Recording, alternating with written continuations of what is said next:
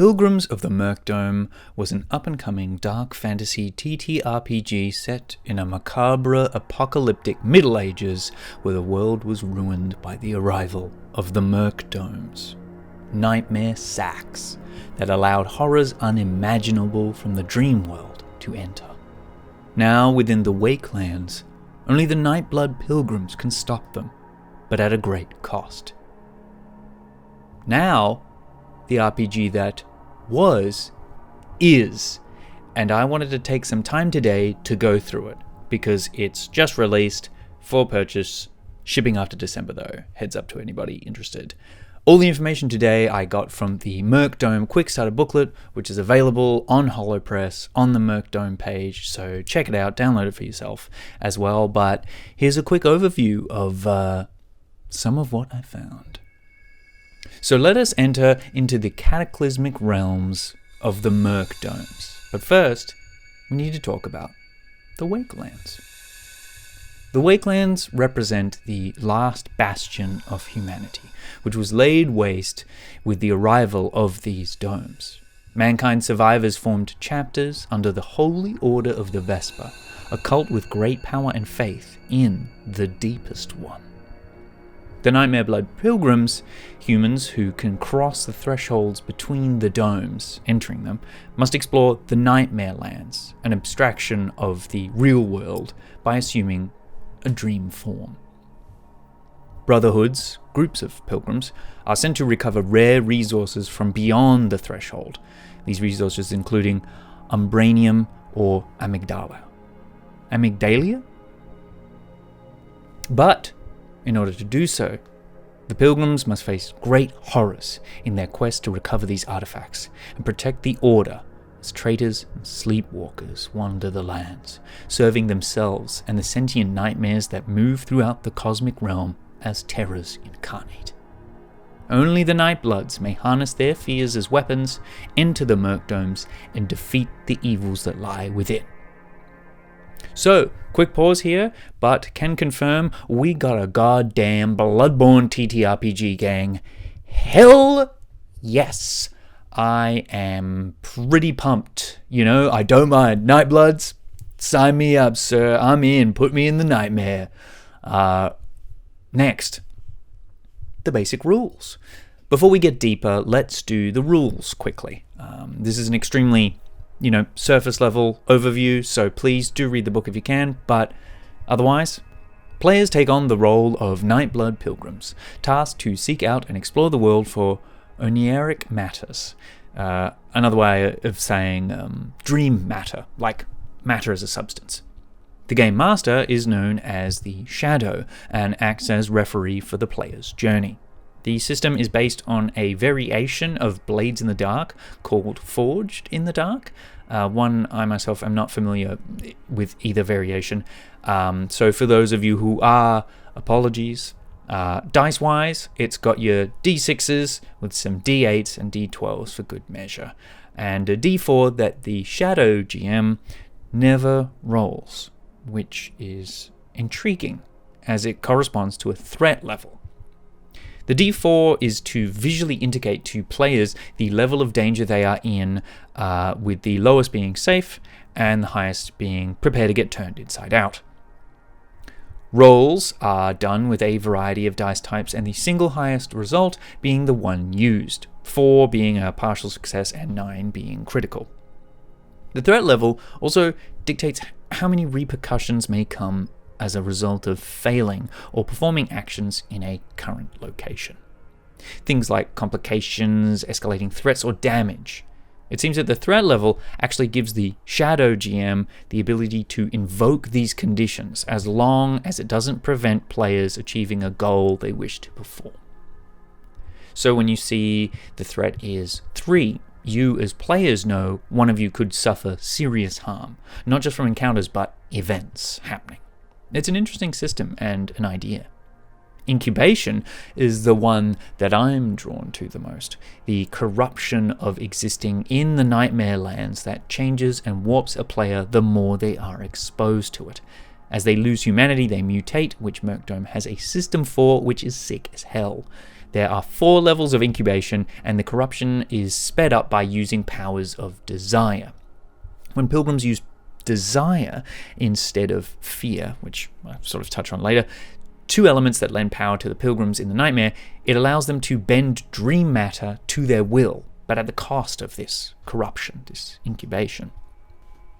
For character creation, it's done by selecting a primary ancestral fear, which is like your classes. Judging by this image, I believe there are 6 to choose from. Each gives a catalogue of special equipment and abilities to choose from, as well as backgrounds and stats.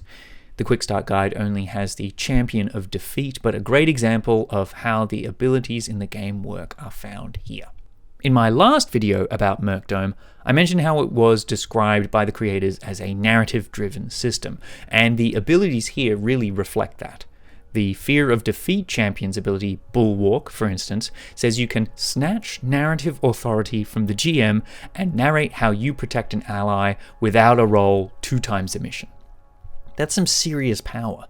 I will say the use of the word snatch does frighten me a bit as the forever GM of my friend group, but this back and forth narration seems to be the bread and butter of the Wakelands, Murkdome, and beyond. As far as the terrors and enemies of the world of Murkdome are concerned, I don't even know if describing these guys really does them justice. You really just need to see them, like the unsated.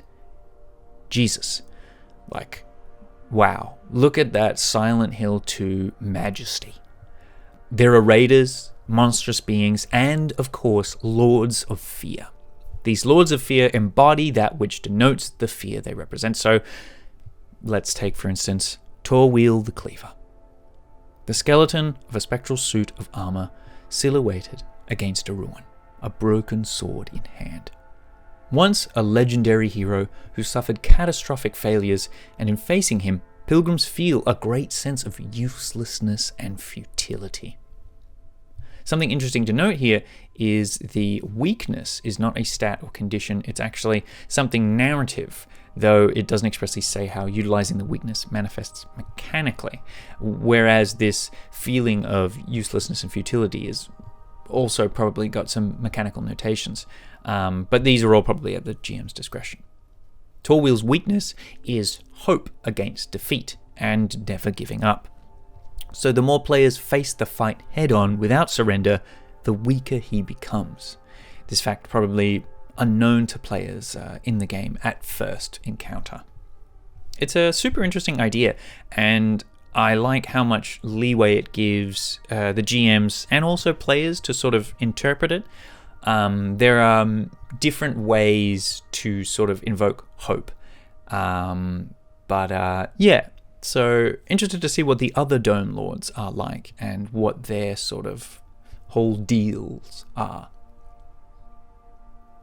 For the locations of the Wakelands itself, which seems to be the core location of the game, the sort of out of mission, in of mission, sort of Wakelands to Nightmare realm, the Wakelands themselves seem to be a sprawling and beautiful landscape housing many fascinating locations, with 4 key ones listed here. And the map also, to note, drawn by Plastaboo, so that's awesome. We have Moon Rock, Tormagast, Stone Harbor, and Campanilla. Moon Rock being the political and military hub of the Wakelands.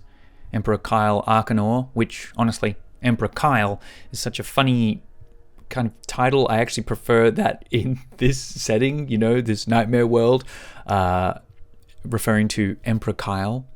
Anyway, Emperor Arcanor spends his days ruling over the Acropolis. Moonrock seems to be the big deal of the Wakelands. Tormagast is a city of tyranny, and its general, Mizar the Sleepless, rules over the ransacked realm, a place of usurpers and heresy. So, murder hobo capital. Stone Harbor is, as one might guess, a hub for trade, workshops and alchemist guilds with weapons and artifacts for sale. The illegal relic trade runs rampant here, it seems. And finally, Capaneria. Said it differently, but hey, the bastion of bells. Ritual instruments are these bells, suspended from hollow towers around the area. They ring every 2 hours and prevent the populace from sleeping deeply, keeping the nightmares somewhat at bay as a result. This palace also houses the Wardens of Broken Time, who seek to understand the anomalies created by the domes, for better or worse. But that was just a quick rundown of some of the things in the overview of Pilgrims of the Murk Dome, and I'm going to have a deep read through of it again. I'm super excited. From what I've read, it sounds really cool. I dig the narrative system. I'm intrigued to know how it goes, how it runs, and really excited to see what the other characters are and what kind of abilities they have. So yeah, once I get the book, later in December, I'm going to do a deep dive and do some vids on that, so I hope you're all excited for that. Please let me know what you guys think. What's your favorite location of those 4? Comment, subscribe, and like, because they really help me out here on old YouTube, and they mean I can do more vids. Anyway, guys, I've been Haunted Picnic, and I'll see you all next time in the Murk Domes.